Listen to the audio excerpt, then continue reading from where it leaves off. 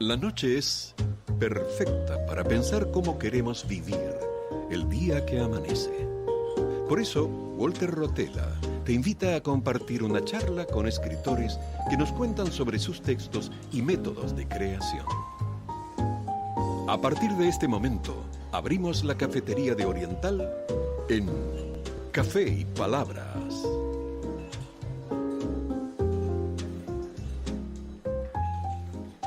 Bienvenidos, ingresamos al espacio-tiempo de Café y Palabras, donde cada sorbo inspira una nueva conversación. Estamos en Radio Oriental, 770 amplitud modulada. Quien les habla, Walter Rotella, les agradece por estar allí acompañándonos cada sábado. Nos pueden escuchar también vía internet por la web de Radio Oriental, accediendo a la pestaña Radio en Vivo. El programa se transmite en vivo este sábado 13 de junio de 2026, justo cuando arranca el día y se encienden las palabras de la mano de un café.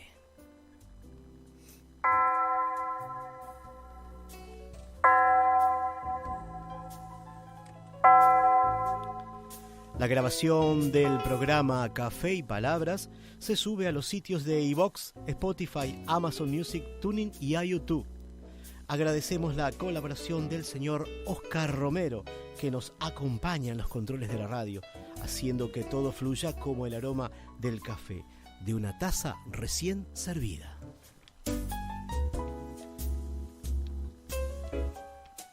Nos contactan por mensajes al número de WhatsApp 092-770-770 y a este programa lo pueden seguir por la red social Instagram, @Café y Palabras 2025. Toda la información y enlaces para acceder a las plataformas lo compartimos en nuestro blog de Café y Palabras, cuya dirección es cafeypalabras2025.blogspot.com.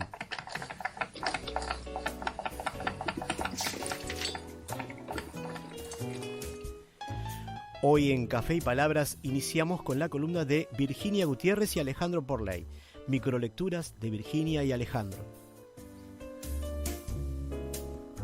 En un ratito más estaremos compartiendo lecturas y comentarios de estos escritores y lectores incansables que nos brindan cada mes nuevas propuestas.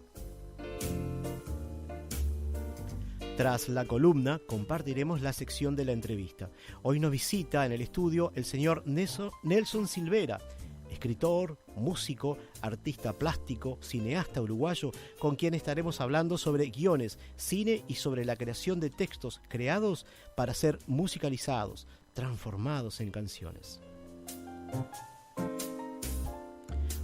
Un tema que deseaba explorar hace tiempo en el programa, aunque algo vimos en unos programas con textos que se volvieron canciones de folclore en Uruguay, como los textos de Susana Nacente Sandoval, y en Argentina como los textos de Nilda Beatriz Sena, y otras aquí en Uruguay en letras de tango, como los textos de Carlos Omar Dive Quefau.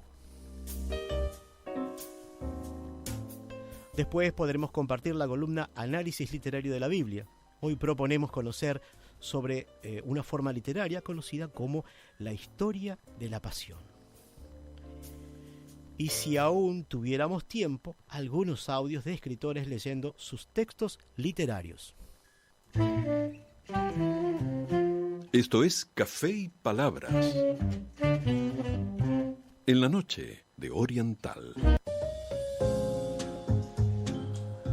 Los invitamos a aguzar el oído porque es momento de compartir las microlecturas de Virginia y Alejandro. La columna de Virginia Gutiérrez y Alejandro Porley.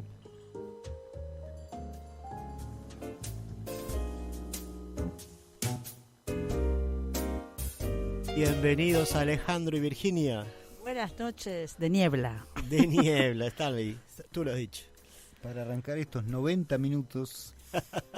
Es cierto, hoy tenemos 90 minutos de hace tiempo y son como un partido más, ¿no? Hermosos, hermosos. Sí. Complicado para jugar en la niebla. Realmente, ¿no? Que Londres, decíamos, parecía esta noche. No se veía nada. Tal cual. Recién hablábamos con Nelson Silvera, que ya está acá en el estudio. A ver si nos encontramos. Y él me decía, bueno, si nos vemos. Claro, a ver si nos vemos, claro. Bueno, muy bien. Capaz que podemos comentar brevemente para los que nunca escucharon. Nosotros usualmente elegimos un tema de interés y que los temas se han venido enrabando medio naturalmente. Y en base a esos temas elegimos textos literarios para compartir. Pero hoy, por primera vez, el programa número 11 de Microlecturas, vamos a hacer un programa especial en el cual leemos textos libremente que nos gustaron y queremos comentar y presentar de autores variados del mundo y de otras épocas. Perfecto. Alejandro eligió 3, yo elegí 3 y él va a comenzar, así que... Y tenemos textos propios también, ¿no? Sí. Bien. Bueno, texto de Alejandro. Bien. No, primero voy a leer un amigo que es músico. Bien. Titiritero. Vive allá en Lezica. Bien. Se llama Daniel González. Mi amigo. Y tal, compuso una canción. Que la voy a leer porque le pedí permiso. Lo llamé menos mal. Bien. Es importante. Le dije, sí, dale. Gran amigo. Bien. Muy. Y la canción se llama El Faro. Bien. Y dice así: el faro ama al navegante, con su luz distante lo busca, lo llama, aparta la bruma, lo abraza, lo abriga, lo guía. El faro ama al navegante, que en su mar errante se enfrenta al destino, doblega tormentas, descubre caminos, navega. El faro ama al navegante y en su torre gigante espera en silencio, espera el momento, espera el instante del regreso. Muy bien. Casi que había que cantarlo, ¿no? Pero bueno, no sé la tonada. Bueno, además, Daniel canta muy bien, muy buen cantante además. Claro. Una hermosa voz tiene. Bueno, muy bien. Yo voy a presentar a una autora afro-uruguaya que fue la primera mujer negra en publicar un libro en América Latina, nada menos. Mira. Ella nació como Iris Virginia Salas. Ajá. Y luego se cambió su nombre, no sabemos por qué motivo, a Virginia Brindis de Salas. Uh-huh. Escribió obras literarias, artículos periodísticos, fue una poeta de cierta importancia, tuvo una vida corta, 50 años, pero bueno, en la época que nació, 1900 y poco, tampoco la gente tenía vidas tan largas como ahora, ¿no? Y escribió 2 libros importantes, Pregón de Marimorena y 100 cárceles de amor. Ella nació en 1901 y murió en el 58, por eso dice una vida corta, pero fue muy importante porque en la vida cultural de la comunidad afro y del Uruguay tuvo una trascendencia. Imaginemos lo que era para una mujer negra escribir un libro en Uruguay en el 1900, ¿no? Claro. Por eso me parece muy válida, muy valiosa y rescatable y de mencionarla.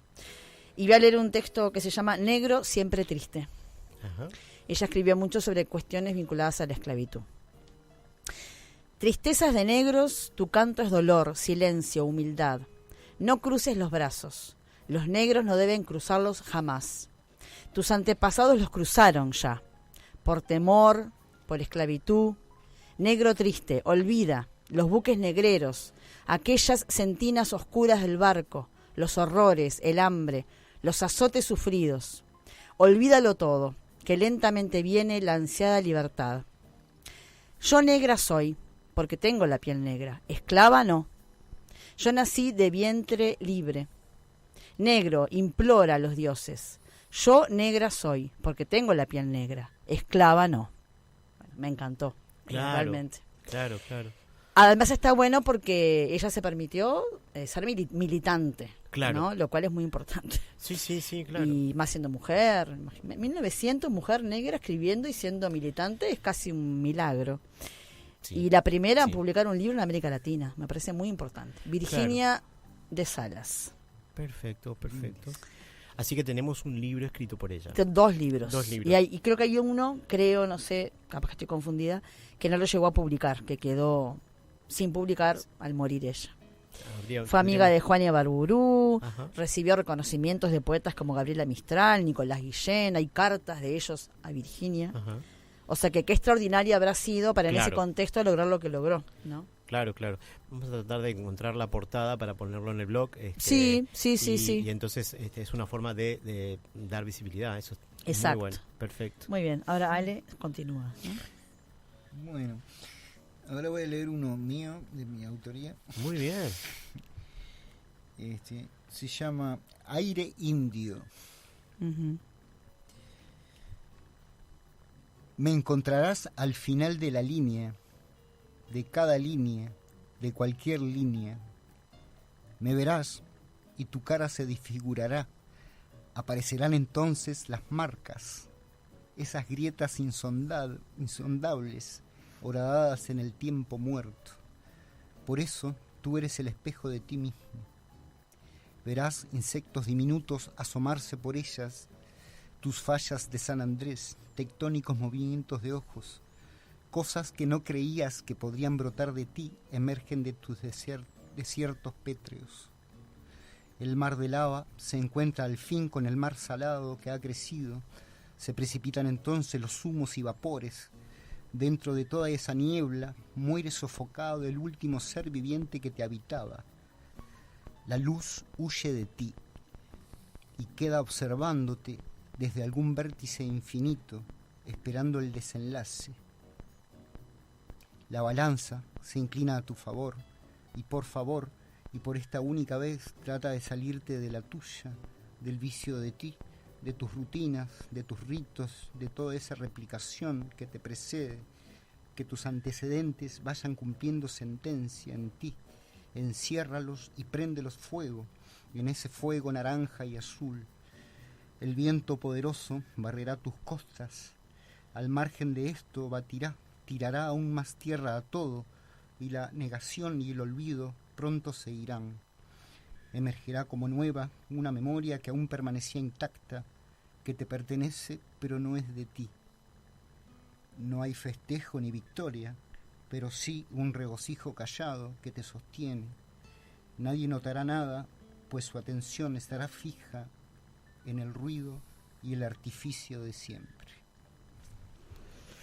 Un texto con mucha poesía. Sí. Si bien es narrativa, hay mucha poesía, hay muchos elementos que nos dejan pensando, ¿no? Sí. Es decir, me encantó. Yo ya lo había escuchado, ¿no? Claro. Así que lo podemos poner íntegro. Narrativa poética, ¿no? Claro, narrativa poética, exactamente. Los que saben del tema. No soy yo, No, yo tampoco. pero hay muchos elementos de poesía, muchas.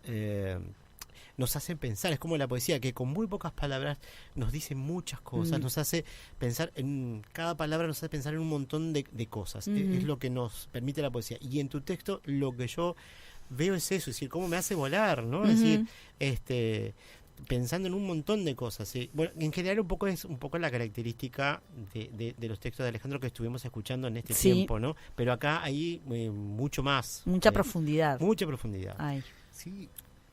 Están los disparadores, ¿no? Ajá. Sí, estaba viendo un video de música y le puse Aire Indio porque, claro, estaba tocando el Indio Solari. Ah, mira. Con los fundamentalistas del aire acondicionado.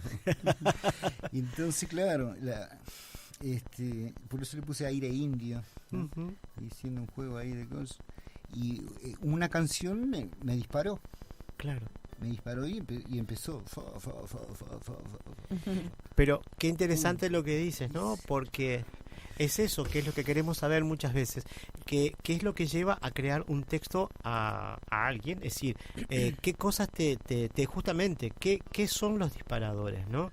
Ya le preguntaremos en un momento a Nelson, para algunas canciones de él. Es decir, qué cosas son los disparadores, es decir, qué te lleva a producir una letra determinada, ¿no? Y eso es lo que nos parece interesante del programa, es decir, averiguar cómo es ese universo de cada escritor, cada uno es particular, ¿no? Y sí, a mí lo que me sucede muchas veces, escuchando una canción, le hago mi propia letra. O sea, si es en inglés, me cuelgo del ritmo y le hago mi propia letra, ¿no? Nelson hace lo mismo, ¿no? Pum, pum, pum, pum. O sea, lo que yo hago sí que es eso, es porque veo las traducciones que hay en internet, las que uno ve disponible, y entonces digo, para cantarla, pasa lo mismo que la fonética con el inglés. Que claro.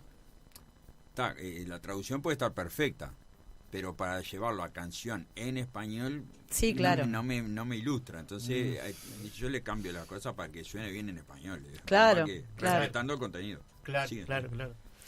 Bueno, muy bien. Seguimos con una... Perdón, porque así... con una otra autora uruguaya, como era Virginia Salas, María Eugenia Bá Ferreira, quien quedó un tanto opacada por su famoso hermano. Bueno, ella nació en 1875, fue profesora, fue poeta, fue hija de una ilustre familia, de las familias más ilustres del Uruguay, hija de Manuel Bá Ferreira, comerciante portugués, Belén Ribeiro, y única hermana del filósofo Carlos Bá Ferreira, que fue, por motivos obvios también, del machismo imperante, porque además era un genio, por supuesto, ¿no? Pero claro, ella era muy talentosa y muy inteligente y muy lograda, y simplemente que, bueno, quedó un poquito... No en el olvido, porque es conocida, pero... Claro. Trabajó mucho como profesora en la Universidad de Mujeres de Montevideo y trayectoria literaria muy larga, y además ella era un personaje muy original, muy independiente, muy libre, muy, ¿no? Para su época. Bueno, yo tengo 2 textos, voy a intentar leer uno porque nos falta un poco más. Y tenemos otros autores más. Bien. Ave Maldita. No es mi preferido, pero me encanta la sonoridad del poema, por eso lo voy a leer. 2 nidos con mis cabellos tejí en mis sienes, y en ellos se vino a posar un día de tu boca el ave roja, pérfida madre alegría de mi incurable congoja. Y en vano olvidar quisiera lo que fue mi vida entera, que tus besos maldecidos como vampiros sedientos, a mis sienes suspendidos me chupan los pensamientos. Fabuloso. Ay, claro. Me chupan los pensamientos, me mató. Bueno, bueno. Muy bueno. No sé si dejar ahí para que él siga, porque nos quedan 3 textos más y no alargarlo mucho. Dale. ¿Querés seguir vos? A mí me queda ¿no? Te queda ese, a mí me queda otro más. Bien, Entonces, perfecto. no sé. Y bueno, y de una poeta pasamos a un poeta peruano, César Vallejo, del siglo XIX, nacido ahí. Es cortito, es un extracto de un poema, no está todo. Y se llama Esto. Dice: esto sucedió entre 2 párpados, temblé en mi vaina, colérico, alcalino, parado junto al lúbrico equinoccio, al pie del frío incendio en que me acabo.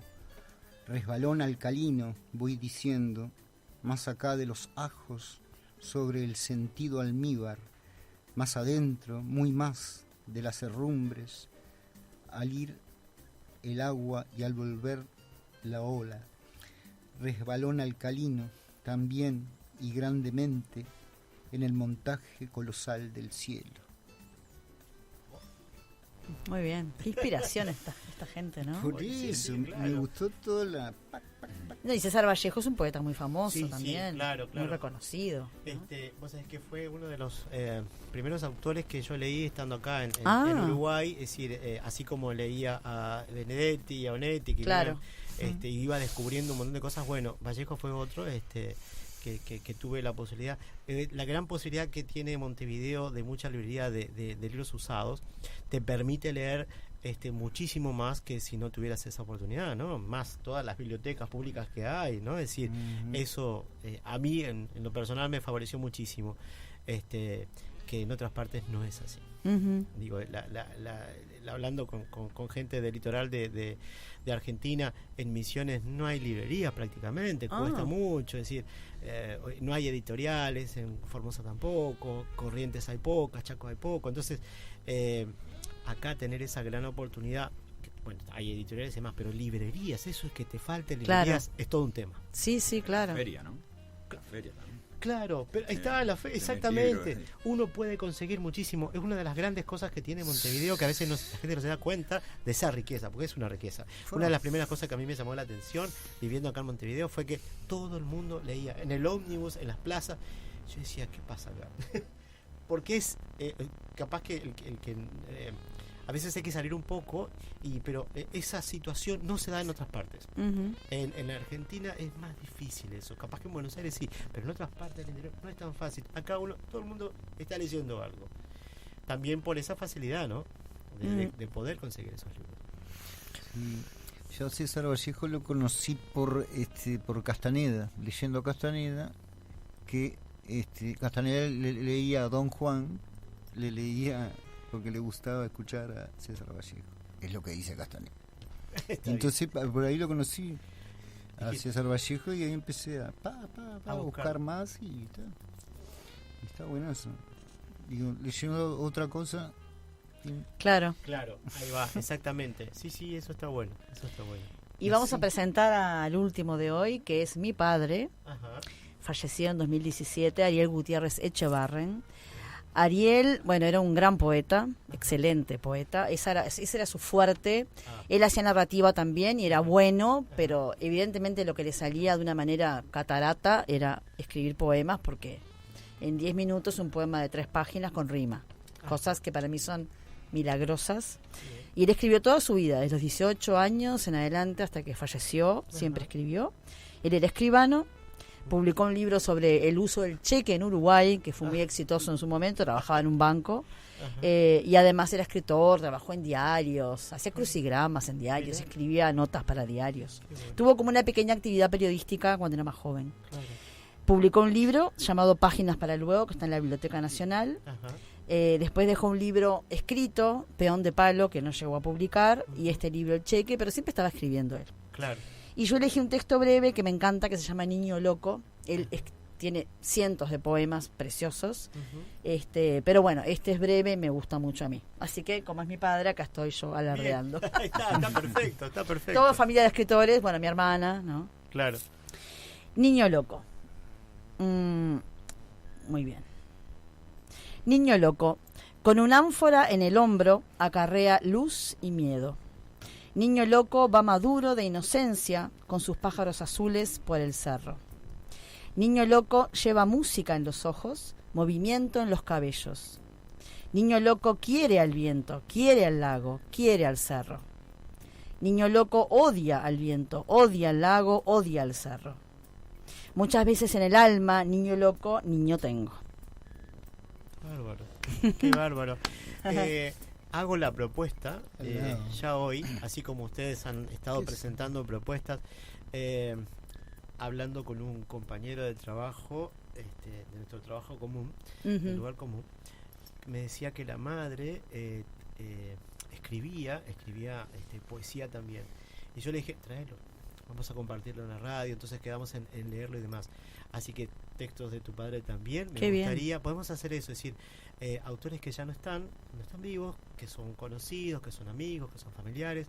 Me gustaría hacer un programa especial con esos textos. Capaz que podemos coordinar para más adelante. Sí, excelente. Una cosa como esa. Es decir, ustedes siempre están proponiendo alguna cosa nueva. Bueno, a mí se me ocurrió eso porque Omar, compañero de trabajo, dice, mi madre escribía y tiene un montón de cosas, yo qué sé. Bueno, ahora que tú mencionas eso, me parece bueno. Yo también tengo un familiar que escribía cosas como, en el caso de Nelson, para musicalizar, pero después tenía algunos cuentos. Era un tipo que manejaba mucho la oralidad, ¿tá? Era abogado, entonces la oralidad, claro, pero te contaba un cuento entre que mate y mate a las 8:30 de la mañana. Yo le decía, pero tenés que escribirlo eso, porque él te lo contaba de una manera bárbara, ¿tá? Después lo empezó a escribir y yo le decía, ese cuento narrado, así, en esa forma oral, para mí no tenía precio. Entonces logré convencerlo después y empezó a tirarlo al papel. Y bueno, capaz que es una linda forma de poder compartir en un programa especial así sobre ese tipo de cosas, ¿no? Es decir, de gente que conocemos. Además, realmente hay muchísima gente que escribe y que escribe muy bien. Exacto. Porque como sabemos, ser publicado es muy difícil, porque depende Correcto. de un mercado y no de un talento necesariamente. Uh-huh. Si bien, por supuesto, que toda la gente que publica y es famosa tiene mucho talento, ¿no? Uh-huh. Pero digo, que no es que porque tengas talento te van a publicar. No. Entonces, si habrá tanta gente excelente que escribe mucho y que de repente nunca publicó nada. Ahí va. ¿No? Así que bueno, quizás estaría bueno, sí. Hacer una cosa así, nos pondremos de acuerdo y veremos de poder compartir eso. Y bueno, algo que quieran agregar sobre nuevos programas, sobre cosas. No, que con este amigo que leí primero, que es músico Sí. y titiritero, Daniel González, hacíamos radio comunitaria allá en Lesica. Claro. Y hacíamos este tipo de cosas. Claro. Leíamos cosas Claro. de gente. Tac. Y eso es bueno. Cosita para... ¿Podemos comentar lo del 11 de julio? ¿Todavía no? Sí, ¿Qué pasó? sí, ya podemos. El 11 de ¿Cómo no? Bueno, pero yo no voy a hablar de nada que no ¿Qué me hay? corresponda. No, el pero 11 está de bien. julio, ¿vos querés contar lo que Sí, pasa? ahí va. Son las Tenemos vacaciones. programas un poco especiales. Claro. El 4 de julio, primero, vamos a pasar un programa grabado porque no voy a poder participar, pero el 11 de julio vamos a tener un programa especial que va a estar conducido por Dinora López Soler y van a estar Virginia y Alejandro acompañándonos y además con su columna, también va a estar la columna de Dinora, ¿sí? Van a estar las dos columnas y además esto va a quedar en familia porque va a estar Mi hermana. ahí está, Verónica Lecomte también acá. Como así que entrevistada. como entrevistada va a aparecer, que ya estuvo en Café y Palabras. Pero bueno, el 11 entonces los invitamos a todos que el 11 de julio tenemos un programa especial. Bueno, lamento, Alejandro, van a ser la mayoría mujeres. Y nosotros vamos a hacer microlecturas de literatura infantil y juvenil, Ahí está. porque la autora, si bien ha escrito libros para adultos también, Ahí pero está. mayoritariamente trabaja con literatura infantil y juvenil y Dinora es especialista en eso. Ahí está. Nosotros vamos a leer ese tipo de cosas. Ahí está, y de a poco, cada vez que sea la columna de Dinora López Soler, vamos a tratar de invitar a un autor que haga literatura infantil y juvenil. Eso es una cosa que ya lo estuvimos hablando con Dinora, así que bueno, de a poquito vamos a tratar de ir cumpliendo con esas ideas que se nos van ocurriendo para amenizar, para compartir, para variar. Porque si hay algo que nos ha caracterizado a Café y Palabras desde que iniciamos es que fue modificándose, ustedes se fueron agregando, se fueron apostando para hacer algo nuevo. Creo que todos vamos aportando alguna cosa distinta y eso está bueno. Así que bueno, gracias por traerlo Excelente. a tema hoy. Bueno, muchas gracias. Bueno, un placer. Vamos arriba. Muy bien.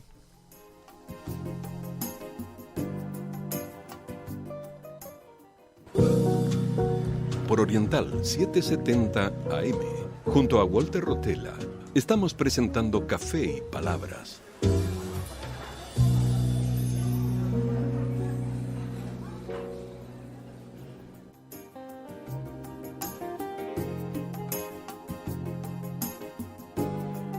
Hoy recibimos en Café y Palabras al compositor, letrista, creativo, editor de video, guionista, realizador de largometrajes, editor de documentales, musicalizador y editor de cine, teatro, radioteatro del Sodre. Entre tantas tareas, el señor Nelson Silveira Piñeiro nació el 25 de junio de 1964 en Montevideo, Uruguay.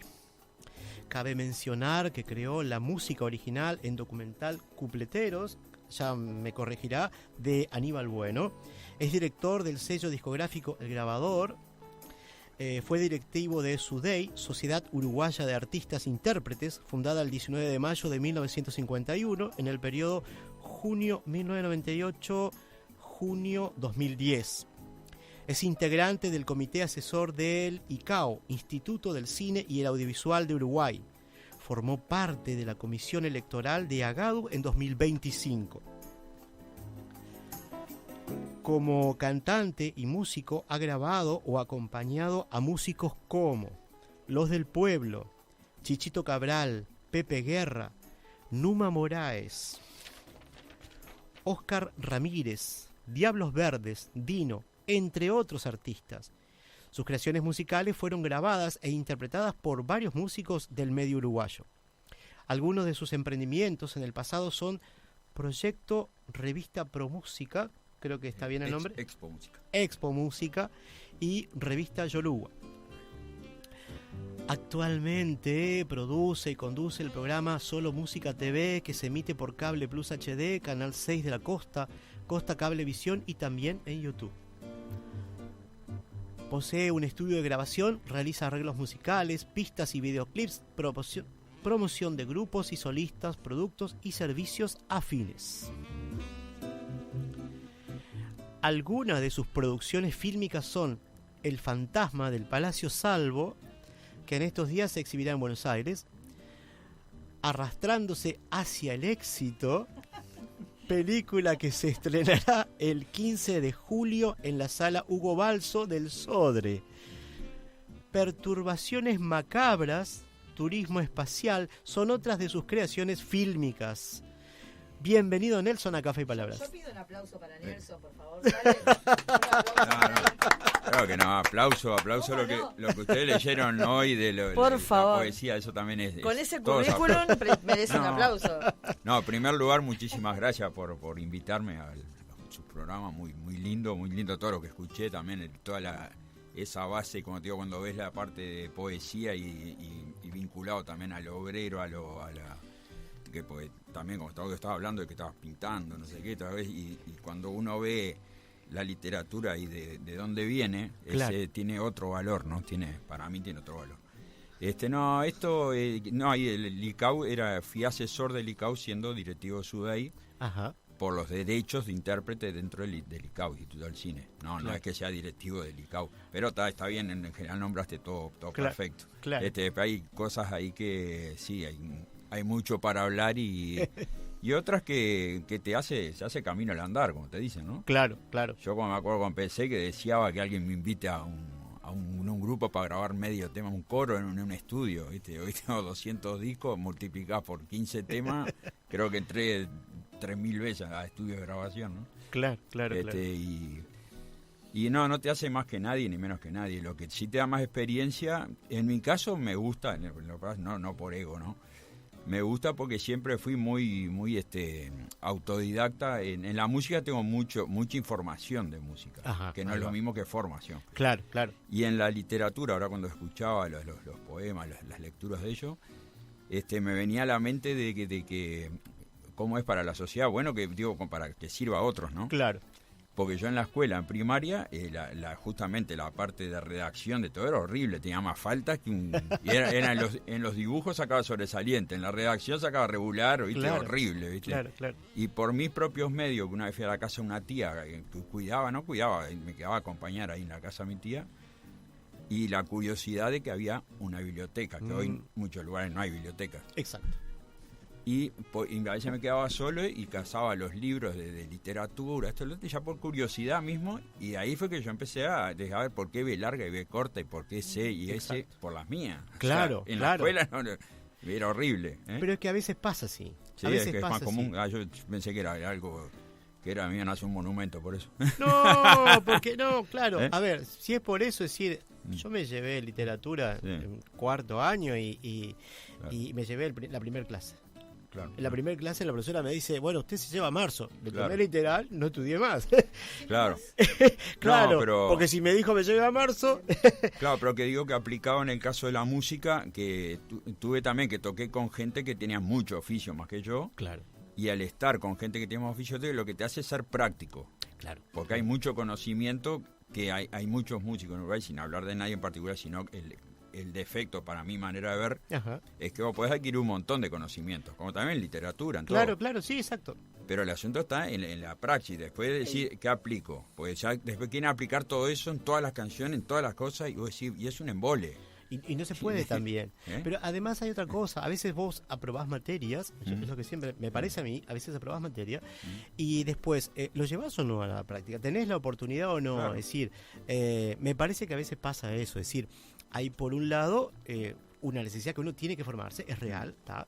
Pero la formación, cada vez lo vemos más, tiene que correr mucho por cuenta de uno. Es decir, uno tiene que buscar. Es decir, tú puedes pasar por una escuela, cualquiera sea, pero además tú tenés que seguir formándote todo el tiempo. Y ahí es donde hoy hay herramientas. Está el incentivo de la herramienta y el incentivo. Ahora tenés que dejar que la persona, como yo, por hablar de ciertos profesores o escuelas, en el caso de la música estamos hablando, de que a un artista que capaz que yo también admiro, por decir un artista X, sí. Pero como el profesor es fanático de ese artista X, puede ser cualquier Sí. artista, y ya salen todos los alumnos con un molde de ese artista. Entonces no está enseñando bien. Porque lo primero que tenés que mostrar al alumno es decirle, sacar la cédula de identidad. Bueno, a esto tenés que sonar vos, a esto que hice la cédula. Claro. No a fulano, me engaño. Ahí va. Entonces tiene formación, una formación muy técnica, muy bien, pero está equivocado el concepto. Ahí va. Porque tenés que dejar que la persona cree, que sea su persona, no una sombra de fotocopias de nadie. Que eso fue algo que estuve viendo preparando esta entrevista, de que tú apostabas por eso, que la persona vaya encontrando, es decir, su voz, sus cosas, que vaya encontrando esa voz propia, ¿no? Sí, claro, y es lo que siempre hice, pero también que va en cómo somos cada uno, ¿no? Claro. En el caso de mi casa, yo ahora me anoté acá para no olvidarme en base a lo que ustedes hablaron anterior. Por ejemplo, que en mi casa éramos muchos hermanos, más primos, más mi madre, era un taller eso, ¿viste? Claro. Pero ¿qué pasa? A diferencia de ellos que vienen, por ejemplo, con la familia de formación de escritores y cosas, en mi casa no. Y yo no tenía mucha intimidad, por decir una cosa, para crear lo mío, pero en mi casa era mucho del fútbol, de esto, del folclore, no sé, de todo, menos música, escribir, esas cosas, olvidate, y menos porque no tenés un espacio propio para desarrollarte. Claro. Y yo entre medio de eso salí igual, pero por fiado.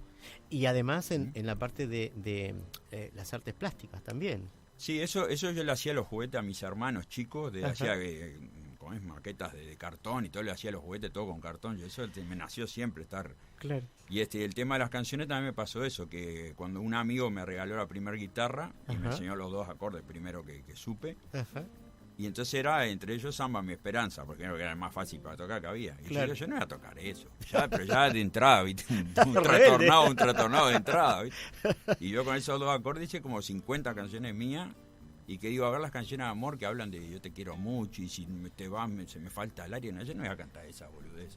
Entonces agarro y digo, no, mi amor va a ser de otra forma, ¿viste? Claro, pero siempre fui rebelde desde ese punto de vista, que digo, ¿por qué voy a cantar esto? Yo voy a cantar lo que yo quiero. Claro. La profesora de piano, que después mi madre me mandó una profesora de piano, entonces tocaba los mi 9 baj y eso, y ahora el ring, la vieja se iba para el fondo, me ponía yo a hacer el experimento mío, y la señora gritaba al fondo, tocá lo que está escrito. Y yo no quiero tocar eso, por más que después en el tiempo lo valoraste, claro. Decís, qué belleza, esas obras, ¿no? Claro. Pero yo en ese momento yo quería decir lo mío, ¿no? Que me importa Bach y todo, yo quiero hacer lo mío. Pero es una necesidad de uno, capaz que falta es la comunicación. Ahí va, porque tú eres músico y compositor de letras para canciones, es decir, textos para ser musicalizados. ¿Cómo es ese proceso de creación? Mirá que yo no puedo opinar mucho de la parte técnica, digamos. Pero, claro, justamente. Porque, por ejemplo, sí me pasa y es a lo que le hago caso. A lo que más le hago caso yo es a mí mismo, a que tenemos una antena. Acá nosotros no hacemos nada. Y para mí tenés una antena, ¿viste? Y es estar con la antena parado en el lugar correcto. Eso está en el aire, ¿viste? Y entonces uno tiene que dejar fluir eso, porque si yo sé un montón de acordes en la música, sé los conceptos de las melodías, el fraseo melódico, todo lo que quieras, teorías, contrapuntos, fugas, así podés saber muchas cosas. En el momento empiezo a hacer algo, o ustedes me dan un texto de algo, eso a mí no me importa nada, ninguna de esos conocimientos. Claro. Tengo que ver primero qué estás comunicando, qué es lo que quiere decir la persona cuando escribió eso, a qué se refiere, qué sentimiento, qué cosa quiere darle, y después a veces tenés que ver, que yo he visto en muchas canciones, que son unas bellas melodías, bella armonía, una musicalidad bárbara. Y digo, pero acá no lo hicieron bien. Es una linda música. Claro. Pero hay textos que lo que más importa es el mensaje y el contenido. Entonces hay que tener que sacrificar la melodía y la música para que esté en función del que la gente le tiene que prestar atención al texto, no a la música. Es como un guitarrista acompañante. Hay locos que tocan en boliche, tocan mucho. Si yo estoy mirando al guitarrista, entonces estás tocando mal. Porque vos tenés que acompañar al cantante. La gente tiene que mirar al cantante. Claro. Pero vos tocas mucho, bien no. Claro. Bien es que acompañes al cantante y la gente diga, qué bien que canta la persona, entonces estás tocando bien. Claro, exacto. Pero qué buen concepto, ¿no? Es decir, eso, es decir, lo que decías recién, es decir, resaltar lo que corresponde. Claro. Y el otro hace bien su tarea en el momento en que se apega a la idea principal, ¿no? A lo que hay que realmente resaltar. Qué interesante, porque decir, tú decías, yo te preguntaría, tu formación musical, ¿cuánto incide a la hora de componer letras? No, capaz que ahí no creo que mucho sea, porque yo cuando en la melodía sí, cuando después armás la cosa, pues decir, bueno, ¿sabes qué compases? ¿Por qué acá voy a poner un compás de 6x8? ¿Por qué voy a quebrar el ritmo? Acá voy a poner, ahí entra la parte teórica que la calculás. Claro. Pero en el momento que creas eso no te tiene que... Si le das bola a eso es porque le estás errando. Claro, bien. Porque tenés que ver qué idea, qué es lo que querés vos con esto. Por eso decía lo del sacrificar la melodía. ¿En qué va? Ahí va. Que cuando tenés un texto importantísimo y lo que está diciendo está importante, vos lo que tenés que hacer es solamente una cosa leve para ayudar a que eso sea una canción y pero que la gente escuche lo que está diciendo, escuchar el contenido. Claro. Si yo me pongo a bailar, o me pongo a aplaudir arriba, a tocar en la mesa, entonces está mal hecho. Claro. La gente tiene que decir, mirá lo que está diciendo esta persona. Claro. Eso es lo importante. Claro. Y capaz que la melodía son 3 notas, no importa. Porque si querés hacer melodía es un tema instrumental. Ahí va. Ahora, si va a acompañar una letra, y tenés que hacer todo en función de que se luzca la letra. Puede ser, ahí está lleno de canciones que son bellas melodías, hermosas canciones acompañando tremendas letras. Claro. Pero no tiene por qué ser así. Claro. Qué interesante, porque esas son de las cosas que a veces nos interesa saber en el programa, a la hora de crear, qué cosas son importantes, porque cada uno lo ve diferente, ¿no? Tanto al escribir poesía, al escribir una letra para una canción, a escribir una novela, un cuento, cada uno, cada autor, cada escritor, cada creador tiene un punto de vista donde se para. Hace un tiempo atrás hablábamos de decir, un punto de vista que había de la poesía. En una entrevista hace un tiempo atrás, un poeta me cambia totalmente el esquema. Me dice, no importa lo que voy a decir. Y yo me quedé pensando, me rompió todos los esquemas, porque dice, la poesía se cuenta sola. Y yo me quedé, ¿pero cómo? Es decir, no, porque entonces me fue explicando, me fue argumentando, y su argumento era interesante, porque él creía en eso, argumento, en esa postura, y de todos modos salía un texto, algo que quería decir, porque él no partía de que había algo que decir, había un mensaje que largar. Él decía, no, la poesía se escribe sola. Me cambió totalmente la perspectiva y fue interesante porque de todos modos sus letras, sus poesías dicen mucho, pero el proceso es diferente. Entonces cada autor, cada ser humano se para en un lugar diferente al momento de crear, y eso es lo que buscamos en Café y Palabras, ver desde dónde crea cada uno. Claro, sí, ¿no? sí. Lo que sí veo, lo digo a modo de experiencia personal, ¿no? Sí. Yo, como digo, soy autodidacta de poesía, no puedo decir yo sé de poesía, porque no me corresponde. Claro. Pero sí puedo decir cuál es mi percepción de encuentros que he ido de lugares de poesía desde hace muchos años, donde iba a determinados lugares de poesía, y veo que por esa misma rebeldía que tenía de por qué hice las canciones del principio con esos 2 acordes y no quería cantar Samba mi esperanza, porque uno tiene su... Claro. Sí, su postura, ella, ¿no? su postura entre la vida, claro. Entonces iba a esos lugares y digo, y está bien lo que están diciendo, o sea, entendí que dice. Pero también hay, como pasa en la música, y perdón que les diga, porque capaz que uno se va a molestar, de que hay mucha estupidez también en todo esto de la intelectualidad y todas las cosas. Y mirá que me ha pasado con varias experiencias de... Claro. Porque en el momento que, y de repente no estás diciendo nada importante. Entonces yo creo que si no tenés nada importante, es que callate, porque el silencio es hermoso también, ¿viste? Sí. Si no tenés nada para decir, dejá que hablen otro, o escuchá, ¿viste? O no tenés nada para decir, no digas nada, porque tampoco tenés obligación, nadie tiene obligación de decir algo. Claro. Entonces iba a lugares donde digo que entra el talento, pues llamar entre comillas, ¿no? Sí, De que hay gente que tiene talento, hay gente que no. claro. Entonces el escribir, si vas a escribir algo y aprender también a sintetizar. Claro.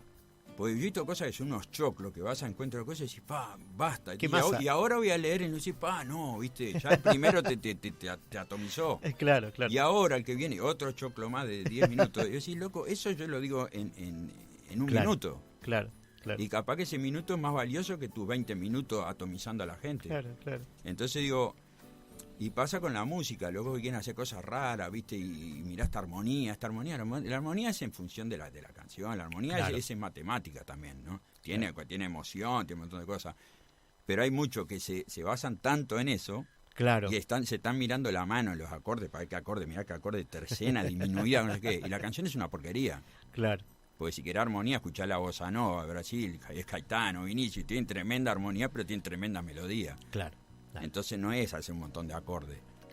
Claro, ahí va. Se van miran solo una parte y no todo el. Y hay bellísimas canciones claro. en el mundo, en cualquier estilo, de 2 o 3 acordes, son hermosas canciones. Claro. Entonces, dejémosle la estupidez, y en la poesía, en todo, pasa lo mismo. Yo digo desde el punto de vista de uno que cayó en un boliche, que no encuentra poesía, y digo, esto es un plomo. Claro. Digo, la diferencia de yo lo digo, ¿viste? Digo, no, esto es un embole, ¿viste? Porque y hay otro que le echó 2, 3 cositas y qué belleza, Claro. qué lindo eso que hizo. Claro, claro. Entonces, sí, loco, no sé, esmerate un poco también, ¿viste? Está bien, está bien. Escuché o vi en videos canciones de varios géneros interpretadas por ti. Sí. Y entiendo que tanto creas canciones desde cero como haces adaptaciones, que es lo que hablábamos hoy al principio. ¿Puedes contarnos cómo es ese trabajo de creación? Es decir, por ejemplo, el tema de las adaptaciones, que tú decías, escucho un tema en inglés de repente y le pongo una letra que a mí me parece más acorde, decías, ¿no? Sí, igual es medio atrevimiento de mi parte hacer eso, porque por algo está la letra y música, ya tiene un autor, ¿no? Sí. Yo no puedo apropiarme de una canción que ya está hecha y yo poner mi letra, porque a mí se me ocurrió. Lo que a mí me pasa es un tema y con todo el atrevimiento del mundo, ¿no? Pero escucho las versiones en español que hay de esos mismos temas, pues yo no sé inglés. También Claro. de portugués leo y saco 3 palabras, y de inglés menos. Pero cuando me llega esa canción digo, esto debe hablar de esto más o menos y quiere decir determinada cosa. Bueno, yo me quedo con eso, quiere decir esto. Entonces yo le voy a decir para alguien que está escuchando en español acá, pues escucho la versión en español Sí. y eso es una porquería. En cambio Claro. el original está bellísimo. Claro, claro. O a veces me pasa sin saber inglés, que es una hermosa canción. Ajá. Esta es la diferencia, una hermosa canción, fonética, con melodía, y por lo poco que uno puede entender inglés, dicen 45, ese I love you, pero ¿qué va a estar? Te quiero, ya sé que la querés, ¿viste? Pero cortá. Entonces yo le voy a poner otra cosa. Claro. Pero eso es de atrevido, eso no se puede hacer. No, pero está bien. Es decir, pero tiene que ver con ese proceso que tú desde el inicio lo hiciste, de ponerle letra a esas melodías que a ti te gustaban, a esas Sí, pues canciones. son temas hermosos, y Claro. ¿no? Y a veces sí es una manera de llevárselo a la gente. El otro día fui Claro. a otro programa, por ejemplo, que es más de raíz folclórica, y que imagínate, el programa que se trata de la tradición. Y fui le canté un tema de Madonna, en un tema de tradición, y me quedaban todos de cara. Entonces le hice el tema Verás, que es tremendo mensaje, porque habla de las personas que se separan, y hay gente que piensa que se separó, se le termina el mundo, y me falta el aire. No, es idioteces, yo no me iba a cantar esas idioteces. Entonces le hice una adaptación a ese tema de Madonna, pero en milonga. Entonces le fui a cantar una milonga, pero de Madonna. Claro. Y dice, ¿cómo? Porque tenemos un programa folclore cantar un tema de Madonna. Sí, porque es música del mundo. Claro. El mundo. Claro. Y el tema del folclore folclore justamente es eso, ¿no? Es decir, Claro. capaz que es el folclore de allá. Es decir, ponele que lo de ella es pop, pero Sí. de todos modos, a veces el tema de poner definiciones muy, no etiquetar mucho una cosa, a veces es un poco complejo, porque nos pasamos etiquetando cosas y capaz que sin esa etiqueta funcionan bien. Yo creo que el tema ahí pasa por un tema de que la globalización está mal encarada, ¿no? Ujú. Porque cuando te hablan de la globalización y vos decís, estamos unidos en el mundo, ¿no? Está perfecto. Pero si lo que vos le llamás globalización es pasar con una aplanadora por todas las cosas tradicionales de los países, no, entonces tu globalización no me interesa. Claro. Vos vení, traeme lo que sea tuyo y tomá, llévate lo mío. Claro. Ahora, globalización es que yo tengo que escuchar lo tuyo, ¿viste? Claro. Y lo mío, la tradición de cada país, no. Entonces, perdón, esa globalización no la apoyo. Claro, es solo... Es intercambio. Claro, es solo en una sola dirección. Claro, es una aplanadora. Es anular las tradiciones y las cosas de cada lugar. Bueno, eso... Y no es política partidaria, es un concepto. Está bien. Un concepto que está equivocado. Sí, claro. Globalizar es intercambiar. Ahí va. Y yo quiero saber cómo hacen la música los africanos, bueno, está. Claro. Y mirá, nosotros hacemos el candombe así, la milonga así, y a ver cómo hacen ustedes lo de ustedes. Bueno, eso es globalizar. Claro. No, ahí va. Toma, escuchá solo candombe. El ¿viste? compartir, claro, no, ahí está el compartir justamente. Es decir, en la medida en que cada uno pueda compartir cosas, entonces sí somos todos parte de un mismo mundo. Yo lo aplico. En ese sentido tiene sentido. Porque, ¿sabes qué pasa? A mí, por suerte, no sé quién me metió eso, pero es de la propia forma de uno. Yo en una época en la computadora tenía carpetas con música tradicional típica. Ajá. De Grecia, de Rusia, de China, de cosas. Y quería saber, quiero escuchar lo típico de cada lugar. No, claro. No el pop y cosas, pues sí, ya sabemos, eso es mundial. Claro. No, cómo suena la gente que se va para afuera, al campo, ¿viste? Y de esos países. Ahí va, exacto. A ver, en Inglaterra, conocemos, está bárbaro, conocemos de nombre, yo al menos de nombre. Pero digo, ¿qué hace la gente que va para afuera de la ciudad? Ahí va. Esa me interesa. Ahí va, perfecto, qué bueno, ¿no? Es decir, realmente conocer, eso es el folclore. Y después lo aplicás acá donde te quieran, candombe, murga, lo que quieras, pero tenés una biblioteca, o en la pintura, tenés colores, si tenemos 3 colores, bueno, no es lo mismo que tener una paleta. Una paleta mucho más amplia. Justamente, aunque no lo mencioné, sé que también eres artista plástico y pude ver trabajos con pintura acrílica, dibujos. ¿En qué medida esa inclinación por las artes plásticas, visuales, te ayudaron a la hora de buscar crear tus productos audiovisuales? Porque a la hora de pensar un corto o un largo, todo eso entra en juego, ¿no? Sí, yo aplico para todo el mismo criterio, ¿no? No tengo, por eso te digo, la formación mía es muy estuve en la música, tuve algunos profesores a nivel de lo que es la armonía, el principio de la armonía, todas esas cosas. Pero en pintura, por ejemplo, no lo tengo. Lo que pasa es que, como te dije, de chico yo le hacía los juguetes, hacía las maquetas, los autos, a mí nadie me enseñó. Después las primeras grabaciones mías que hice, que le alquilaba a un amigo, no voy a poner el nombre de una empresa de amplificaciones, sin que yo no lo vi en ningún lado eso. Yo ya me alquilaba 2 caseteros y una consolita chiquita en aquel momento y un micrófono, y me grababa la guitarra base y hacía los coros, después hacía, y me iba pasando. Lo que yo no sabía es que la diferencia de casetero entre uno y otro, que distintas marcas y algo eso, cada vez que vos pasabas un cassette para el otro lado, y después pasaba que había grabado, lo pasaba para abajo, y arriba le agregaba algo. Pero ¿qué pasa? Había diferencia de velocidad. Claro. Entonces se desafina. Claro. Yo no sabía ni lo que era afinar, imagínate. Entonces sonaba raro eso, a mí sonaba todo un experimento, un Pink Floyd, ¿viste? Pink Floyd. ¿Qué va a hacer Pink Floyd? Está todo desafinado, muchacho. Pero para mí no sabía nada. Claro. Mirá, lo que iba a decir en base a Rory de la literatura, hoy nombraste algo del Faro, ¿no? Que leíste del amigo tuyo, creo que era. Sabés que hay una anécdota muy, muy graciosa. Yo nací y me crié en la aduana, ¿viste? En el Bajo. Y entonces después, años más adelante, que conozco una amiga y cosas, y se me dio el problema ese, el tema de que unas primeras novias, una cosa así. ¿Y dónde fue que se dio el sí, ese famoso y todo? En el bar El Faro, Garibaldi y General Flores. ¿Tá? El Faro. Entonces yo tengo un tema que se llama El Faro, que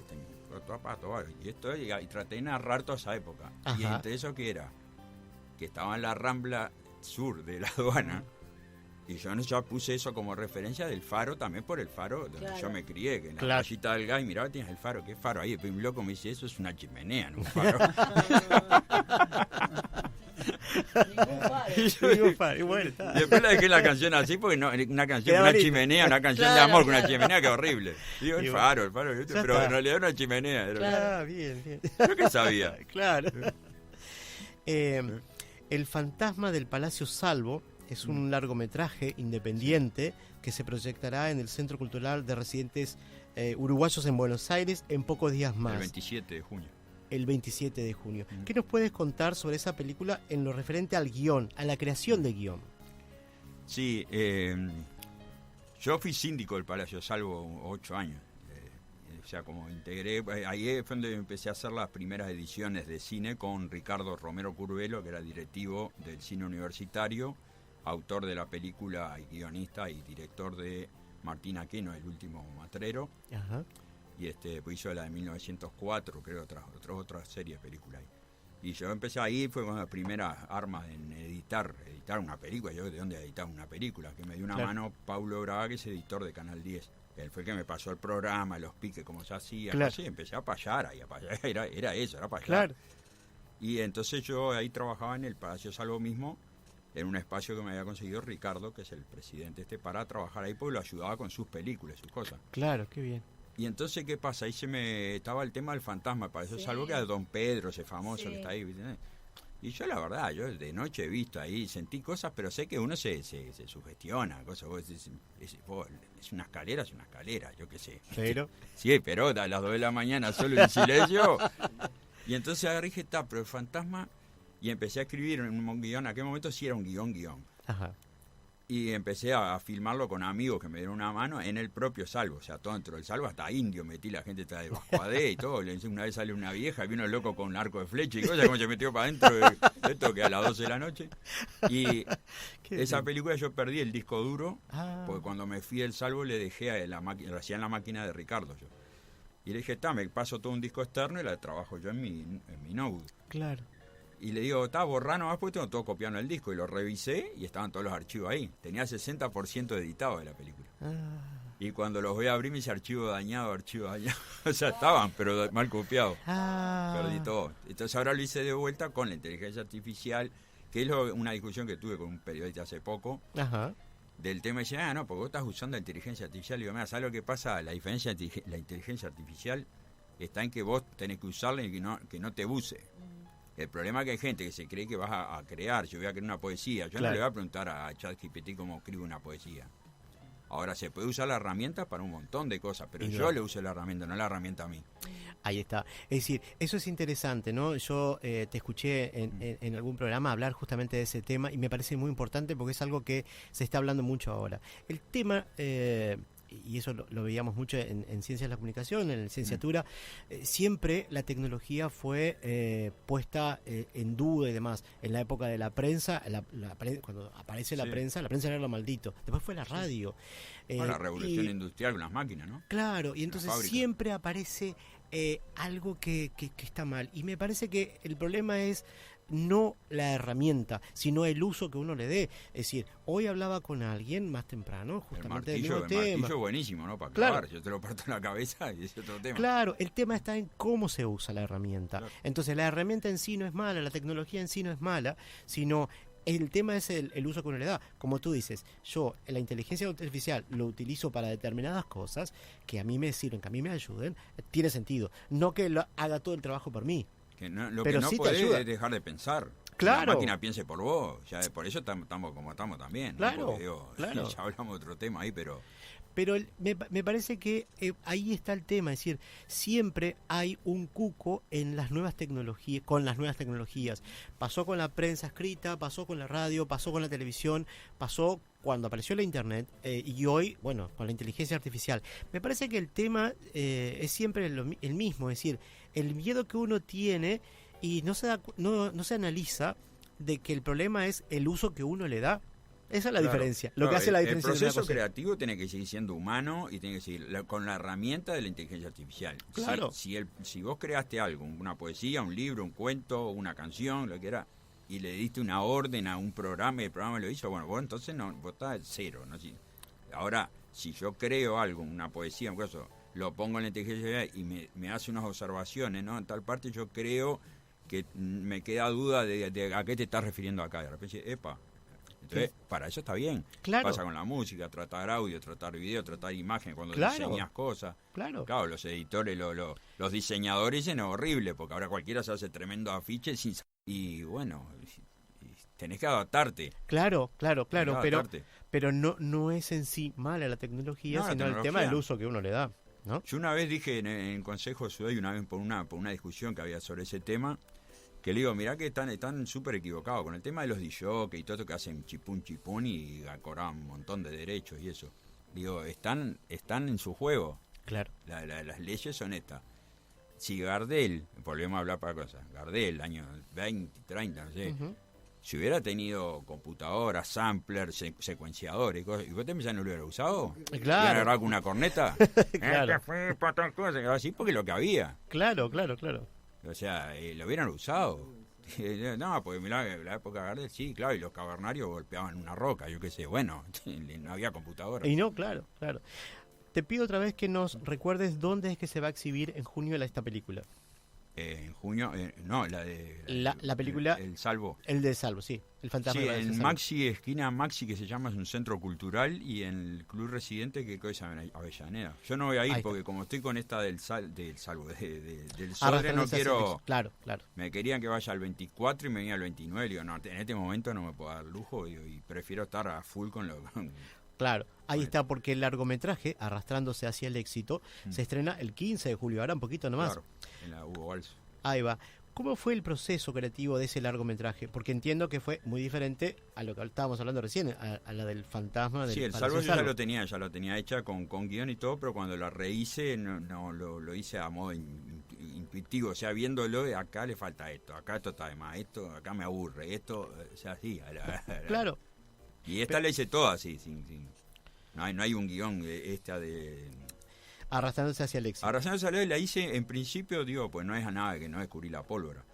Es en la época del Club del Clan y toda Argentina, que estaban todas acá en la época de Palito Ortega y todos estos locos que hacían canción, era tener un montón de canciones unidas por un hilo conductor, con una historia donde la historia es lo que menos importaba, lo que era una excusa para mostrarle la canción a la gente. Claro.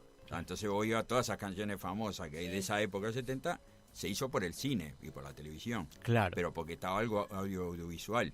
Claro. La canción sola de repente no pasaba nada, pero hay cuántos temas hay que se hicieron famosos por las telenovelas. Porque cantaba el galancito de la telenovela y estaba el tema ahí y se hicieron. Entonces la película del cine en los 70 se usaba eso, era un montón de canciones con un hilo conductor, una historia, 2 o 3 pavadas entre medio que justificaba que tenés esa canción ahí. Claro. Y esto es lo mismo, lo que yo lo hice con ironía, con alguna crítica a la sociedad actual también de la estupidez, o sea, que soy un luchador de contra la estupidez. Bien. Porque vos cada uno tenemos distintos niveles, distintos posibilidades, hay gente mucho más inteligente que yo, más culta que yo y otros menos, no importa, nadie más que nadie. Claro. Pero donde se fomentan artísticos que estupidizan la sociedad, no, sí, a eso le doy palo. Claro, bien. O sea, porque una cosa es divertir. Ahora, yo escucho Juan Luis Guerra y es súper bailable, y es súper musical y tiene poesía. Entonces está el buen gusto. Entonces ser chabacano, ser cholulo, ser un grasa es otra cosa. Es otro tema. Entonces divertir sí, bailar sí. Claro. Pero bailar el fin de semana, que va a estar toda la semana bailando. Claro. Toda la semana con el chiquichiqui en la cabeza. Entonces, entre ironía y humor, hay una crítica social en esta película. Sí.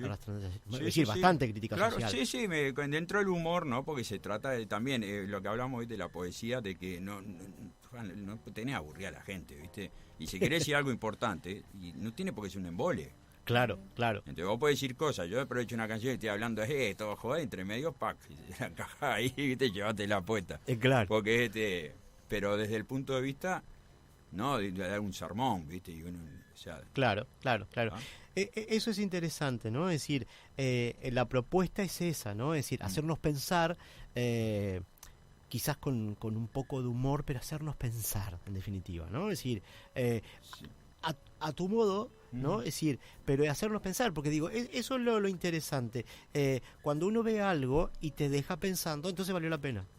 sí, yo no sé si lo hago digo, yo no sé quién para decirle a nadie que tenga que pensar, cómo tiene que pensar. No como... Lo que sí creo que lo que yo quiero son inquietudes sociales o Ahí cosas va. de las cuales yo quiero expresarlas.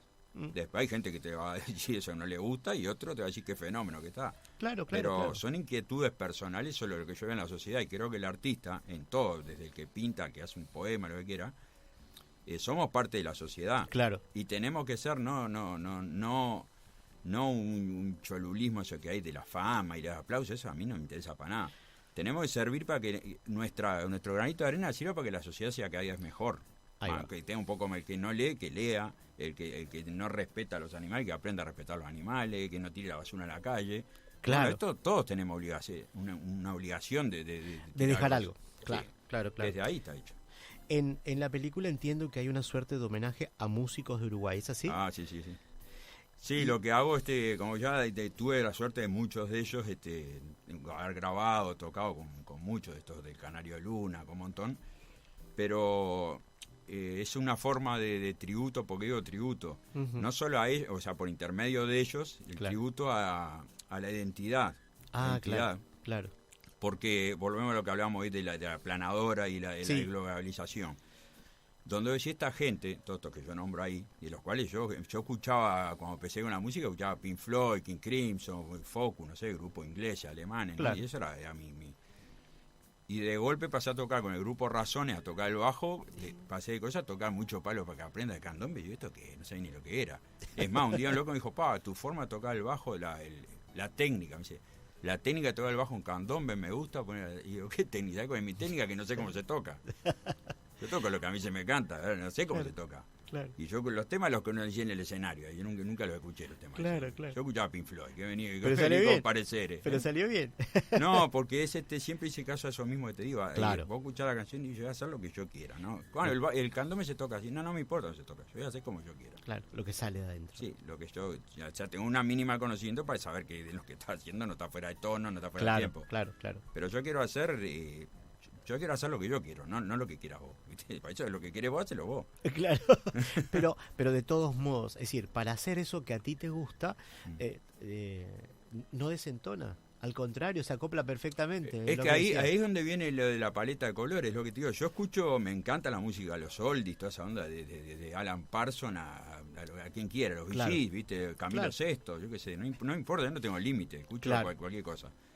Y después cuando vas a hacer algo, y a mí que me importa en este momento algo, yo veo que mirá, esto acá está onda, y capaz que es una onda parecida a Camilo Sesto, y estamos haciendo un candombe, y bueno, yo le voy a meter una cosa de Camilo Sesto. Claro. No copia a Camilo Sesto. No, pero inspirado capaz que en eso, que es lo que a ti te inspira esa letra. Dice, esa canción, pero el candombe se toca así, el murga, y ahí, ¿a qué me importa dónde se toca? Yo voy a hacer lo que yo quiero, le digo.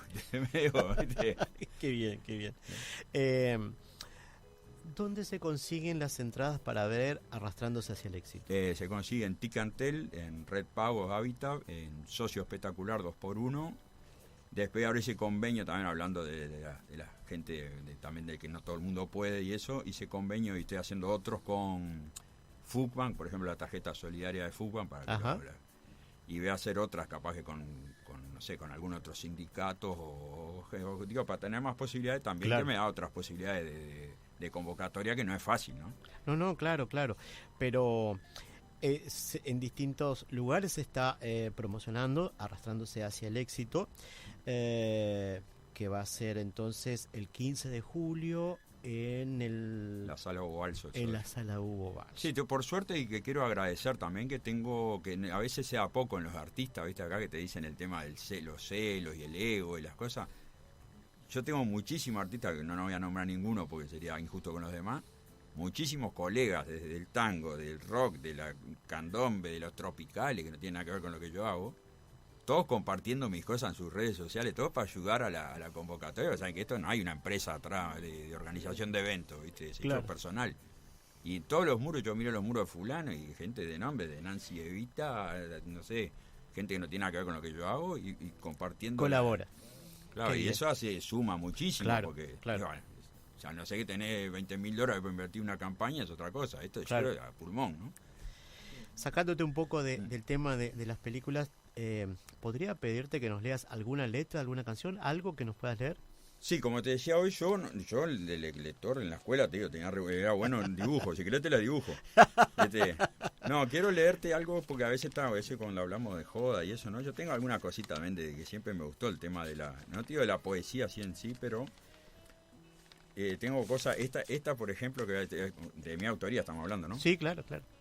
Tengo unas cosas que a varios molesta, incluso lo tengo en YouTube subido el tema, porque está el tema de idolatrar a gente, ¿no? Como el caso Mateo, que yo admiro también su obra, todo bien. Pero no me gusta determinadas cosas, ¿no? Que pasan, que no lo voy a decir con mi letra. A ver. ¿Tá? Como todo, yo le hice mi homenaje a Mateo desde mi punto de vista. Entonces se llama Tu magia sincera, ¿tá? Para Eduardo Mateo. Entonces la no tengo con la guitarrita, se llama. Pero dice así: Tus ojos y tu pelo locos por 18 va, loco por 18 va, con tu carpeta azul y con tu soledad. Perdido en este mundo invisible tu dolor, y hoy suenan los aplausos pero no estás vos. Hoy se te recuerda y en cada nueva canción vibra tu inspiración, tu arte vuela. No, una copia no queda, no puede un papel de carbón plasmar tu alma y tu don, tu magia sincera. Qué bárbaro, qué homenaje, qué homenaje. Y que es cierto, ¿no? Es decir, no digo más nada. No, pero digo, pero que es cierto, ¿no? Que no se conservan a veces algunas cosas, pero sin embargo quedó toda su impronta, toda su fuerza en todos los músicos que vinieron después, porque no hay quien no hable bien de Mateo. Claro, ¿no? pero él era él. Claro. Yo admiro a Jaime Ross, a Rada, un montón de gente. Ahora, a mí no me interesa sonar a Jaime Ross, sonar a Rada. Lo que decías. Volvíamos a la cédula de identidad. Exacto. Entonces yo enseño, y vos tenés que cantar esta canción que hice acá, como una playa, es que hay una playa. Eso es Jaime Ross, loco. Claro. Mirá de la cédula, ¿viste? Bueno, claro. no más Jaime Ross.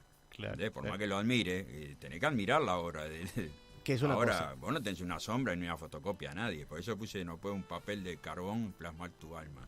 ¿Viste? Ahí va. Es decir, es una búsqueda de la identidad personal, sí. Eso que tú propones, ¿no? Y es una cachetada también. Para alguno le debe molestar también esto, pero a mí no me importa. Yo soy yo, así. Está bien. Después tengo una cambiando un poco de tema, a ver si lo traje, porque lo hice. Este es un tema que lo canto mucho, porque yo no soy muy de cantar cosas de... Tengo muchas letras y muchos temas. Pero este fue uno que hice para los veteranos, porque una vez escuché en un boliche una cosa que estaba hablando, que estaban tratando a una persona un poco más como que fuera un objeto, ¿viste? Un viejo, sos viejo, y alguien dijo, viejos son los trapos, no sé qué, una frase famosa que hay. Te digo, los viejos. Entonces yo hice este tema, se llama Lo Viejo, ¿no? Y yo lo hice así. Que dice, son tus ojos como ventanas del tiempo, tu piel curtida con huellas de recuerdo. Tu voz quebrada nos acerca a otros vientos, tu andar sereno nos hace amar lo viejo. Abuelo, en la mesa del bar, viejito, me gusta tu paz. Tu picardía y tu encanto al jugar con tus amigos del truco y brindás por un amigo que se fue, otro más. Tu historia está pintada con colores de misterios, ansiedades que el pucho puso amarillo en tus dedos. La copita escondida de la vieja, líos no quiero, los enojos por no saber entender aparatos nuevos. Y ahí vuelve, abuelo en la mesa del bar, viejito, me gusta tu paz, tu picardía y tu encanto al jugar con tus amigos del truco y brindás por un amigo que se fue, otro más. O sea, eso está en un video. Sí, ¿no? Tengo ahí video. está. Es decir, lo viejo. Nuestra audiencia sabe que en el blog de Café y Palabras compartimos este tipo de cosas. Sí, yo te decía que había sacado varios videos, los estaba viendo, y entonces vamos a compartir el canal que tiene Nelson. Y bueno, distintos videos que fui viendo, que fui escuchando, ese tipo de cosas. Y ahora cuando escuchaba la letra me acordaba. Y hay muchas cosas interesantes en video. Y para ir cerrando un poquito, porque ya estamos ahí en el horario de terminar la entrevista, nos queda una parte. El programa Solo Música TV, tú te propones promocionar a la música, a la cultura de acá de Uruguay, ¿no? Es algo así. Contanos un poco sobre esa experiencia. Sí, el programa que tengo que agradecer a mi amigo y colega Oscar Ramírez, que es fue quien me consiguió el espacio también en Cable Plus de la Costa y eso. Yo toco el bajo con él también y con los festivales en todos lados. Y el programa al principio está, pues yo siempre saqué, como me nombraba, Expo Música, Yoruba, revistas en papel muy humilde, ¿viste? Hecha muy de una tinta, muy a pulmón. Claro. Y siempre me gustó el tema de promocionar a otro, porque si yo lo que hago yo ya está, a todos nos gusta mostrar lo de uno. Claro. Es como lo dije la vez pasada, que hice una crítica a uno, sin dar nombre, de que tienen su Facebook, sus cosas. Y en Facebook, bueno, es gratis, ¿viste? Entonces vos decís, ¿qué te cuesta si vos mañana está el programa Café y Palabra? Y nadie subió, y no estoy yo, el programa que están ellos, ustedes están. Y mira, para compartir. Primero que te hace más rico tu Facebook, más interesante para las personas. Ahora que hay que el ego, el embole, yo, y el figuretismo. Claro. Cuando tu página pasa a ser más interesante con contenidos de otro. Claro. Y esa persona después va a mirar lo tuyo porque vio lo de otro. No, el que no, esto es mío, ¿viste? Y me tengo que poner yo. Y es un embole eso. Claro. Es un embole. Claro. Entonces digo, yo siempre me gustó promocionar a otro, ¿viste? ¿Y sabe cómo se pagaba con qué se pagaba la revista? A mí salía en aquel momento como 8 palos por mes de imprenta. Y porque hacía todo solo, el diseño intercalado, engrampado, distribución, todo solo tenía que hacer. Claro. Y se pagaba, pues yo tenía el estudio de grabación con mi socio, Radko Balcar, en esa época tenía un estudio grande, un checoslovaco, que es un amigazo de toda la vida. Ajá. Y entonces, ¿qué pasa? De repente la revista perdía plata a veces. Claro. Porque no te daba para la imprenta, no llegaba a veces, ¿viste? Claro. Y tampoco tenía para que me sobre para pagar una imprenta. Claro. Pero me salía en trabajo al estudio. Claro. Como yo en la revista promocionaba el estudio. Claro. Y bueno, no viene por acá, pero me sale al otro y lo pago igual. Claro. Bien. Y bien. Porque es así. Claro. La vida es así. Como te decía, vamos a compartir esos videos en el blog, enlace al canal, y además vamos a compartir algunos videos. Yo te decía, yo me acordaba un poco de lo que había estado viendo cuando escuchaba la letra. Muchísimas gracias por aceptar la invitación, Nelson, por participar de Café y Palabras en este horario, pero bueno, es así, el horario del programa es este. No, yo creo que al contrario, muchísimas gracias por invitarme, un gusto estar con los compañeros acá también. Encantada. Es lindo escuchar las poesías, tío, y eso que traen de amigos de la zona, ¿no? Sí, del barrio, eso es impagable. Por eso, para mí esas cosas son las que valen realmente. Y también la actitud de ustedes de agarrar algo de un amigo, un vecino y venir a leerlo, está buenísimo. Así que muchas gracias a ustedes. Gracias.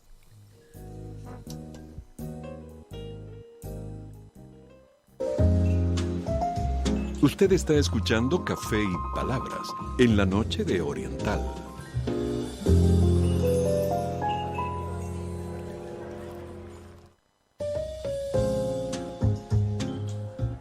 Es momento de compartir la columna Análisis Literario de la Biblia, una mirada desde el punto de vista literario del libro más publicado en la historia.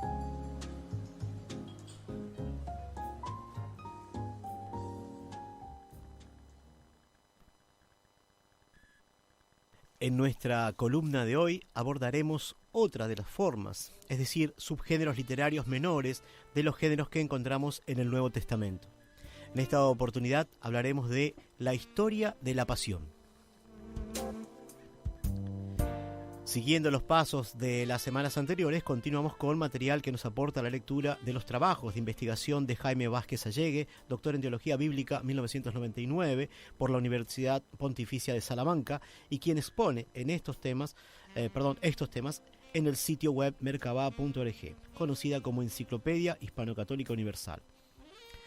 Jaime Vázquez nos comenta que la historia de la pasión es una de las creaciones o novedades literarias que aparece en el Nuevo Testamento. En estas historias se describen en detalle los momentos previos de la muerte y resurrección de Jesús.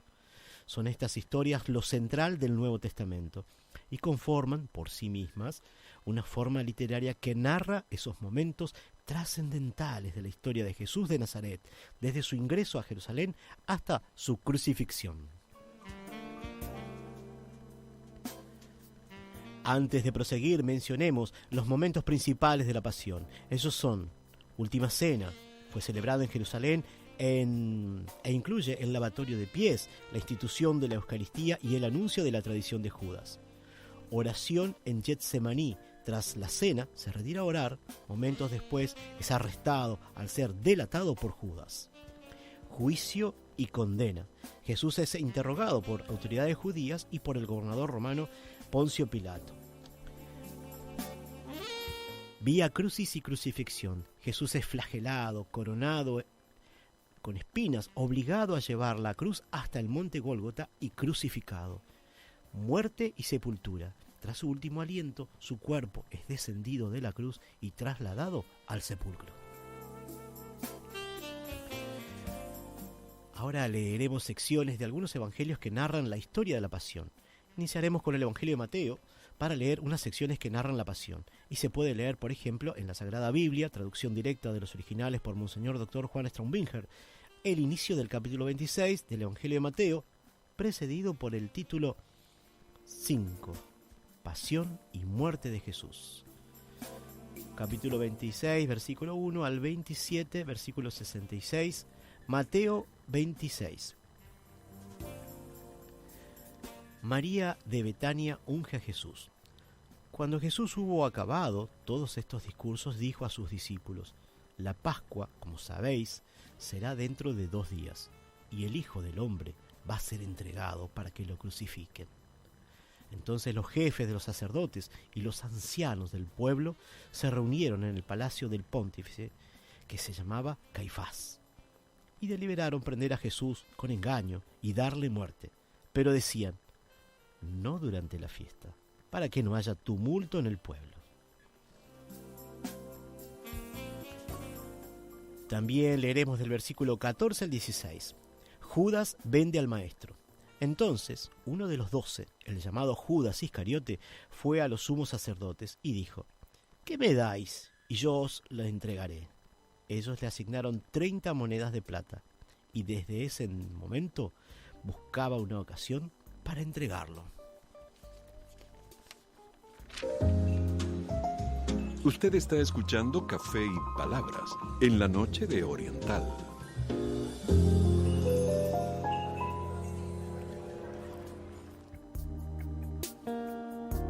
En el Evangelio de Marcos, la Pasión se lee del capítulo 14, versículo 1, al capítulo 15, versículo 47. Leeremos en el Evangelio de Marcos lo relativo a la Última Cena. La Última Cena.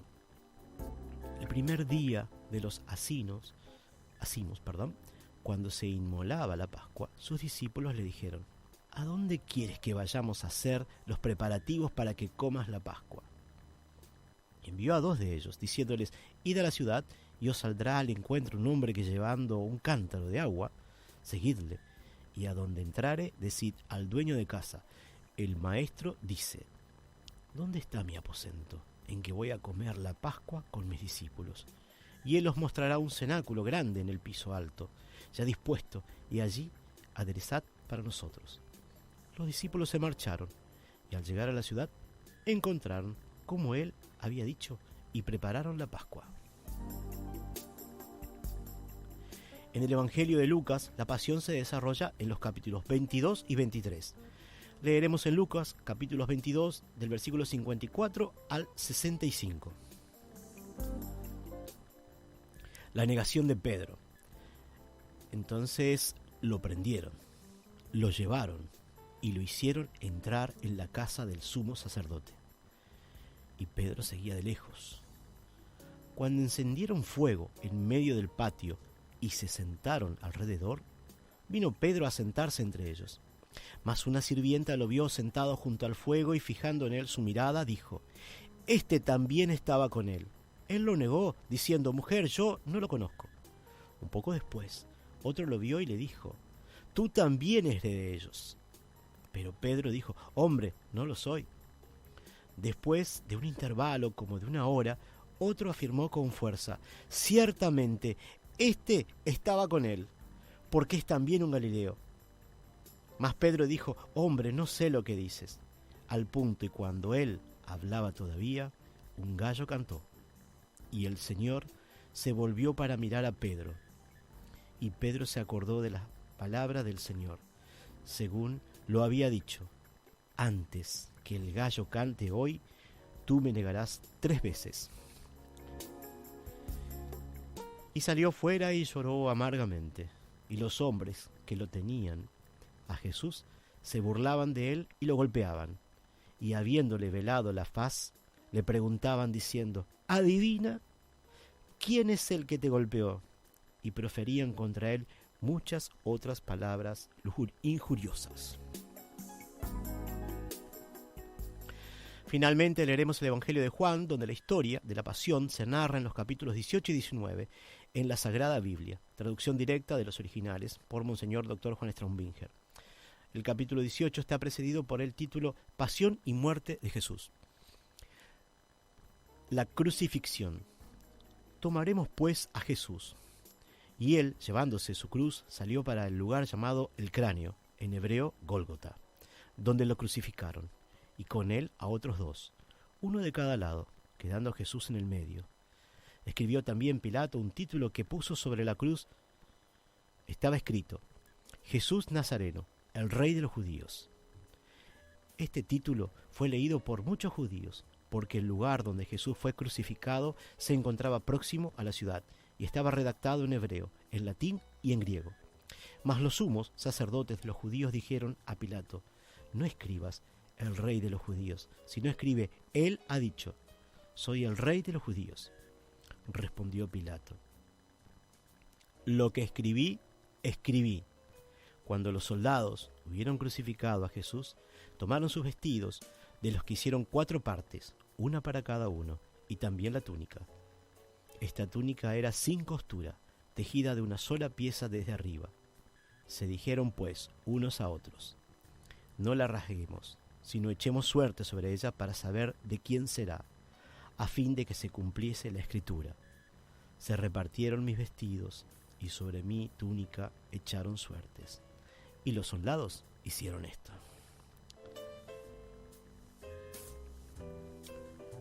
Con la lectura del Evangelio de Juan cerramos nuestra columna del programa de hoy. Esperamos que haya sido interesante cada uno de los textos compartidos en esta ocasión.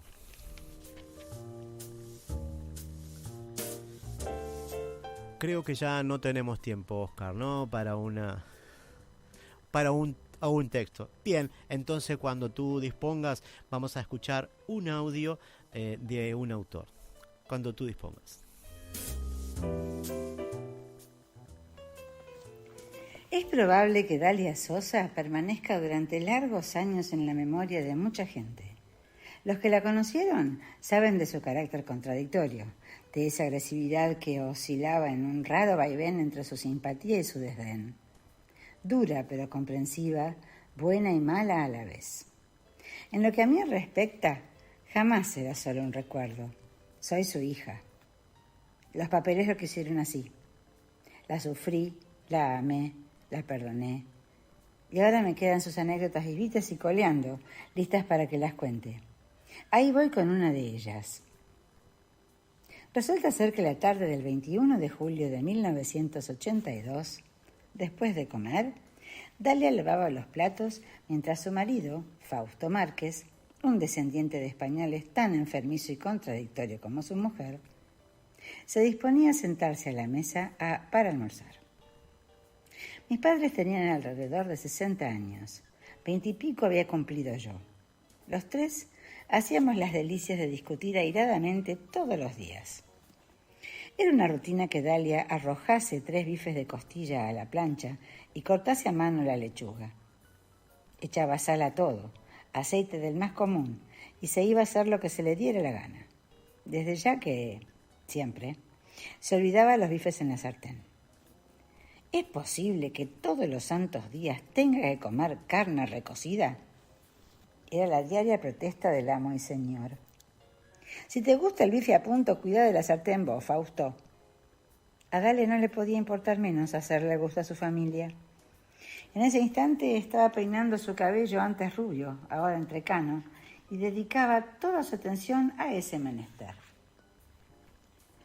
Al oír la protesta, dejó de mala gana el cepillo en la mesa de luz y cuando llegó a la cocina vio como Fausto y yo, ya sentados a la mesa, la mirábamos con disgusto. Mamá sirvió entonces el almuerzo, con mala cara, y comimos en silencio. El aire era denso, las miradas duras, y la vida difícil allí en ese departamento de Buenos Aires. Y nuestro devenir, enredado en un molino de sentimientos que si bien los tres resentíamos, no podíamos evitar. La culpa es de tu vieja, que se mete en todo. Ah, porque tus hermanas son unas santas, ¿no? El día en que te sepas entregar como una verdadera mujer. Sos un ordinario, un ignorante. Y así pasaban largo rato. Más tarde, cuando llegó la tía Tesi de visita, papá dormía la siesta y mamá aún murmuraba llena de ira. Tenía las llaves del Falcon en la mano y las blandía asegurando que iba a salir a dar una vuelta. En el curso de conducir ya me dieron permiso, así que vamos, Tesi, que venga Gaby también.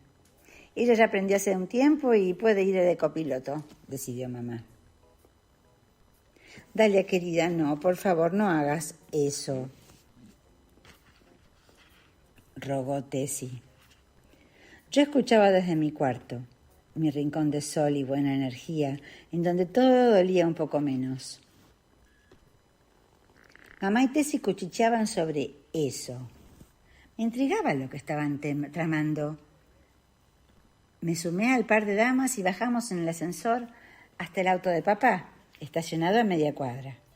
Fausto solía irse al club a la tardecita con sus amigos y lo dejaba cerca de casa, ya listo para salir. Mamá Dalia entonces bajó, se sentó al volante, insistió a viva voz en que me acomodase a su lado, mientras que Tessie pasaba al asiento de atrás, repitiendo sin cesar que Dalia no debía hacer eso. No me di cuenta de lo rápido que pasó todo. Mamá puso primera y aceleró a fondo, pero casi no volanteó. En consecuencia, el guardabarros del Falcon se estrelló contra el auto de adelante, justo a la altura del asiento del acompañante. Mi cabeza golpeó contra el parabrisas y caí sentada en el piso del auto. Por suerte del golpe no pasó de un moretón en la frente, pero lo que sí había quedado en ruinas era el tren delantero del pobre vehículo en cuestión. Impávida, no me moví. Pasaron minutos u horas, no lo recuerdo. Lo que sí está en mi memoria es el susto, la desazón, el aturdimiento. Sentí la gran pregunta en mi alma. ¿Para qué lo hizo? Una venganza desde ya, aunque no supe con certeza cuál había sido el target, si el auto o mi persona. Dalia sabía que Fausto tenía 2 pilares en su vida, su hija y su auto. El resto venía mucho después en su lista de prioridades. Y así escuchábamos este audio. Es una sección del cuento titulado Cuando Dalia hizo eso, de la escritora argentina Graciela Suárez. Pueden seguirnos en Instagram, @cafeypalabras2025. Más información sobre el programa y los escritores invitados los brindamos en el blog de Café y Palabras, cafeypalabras2025.blogspot.com.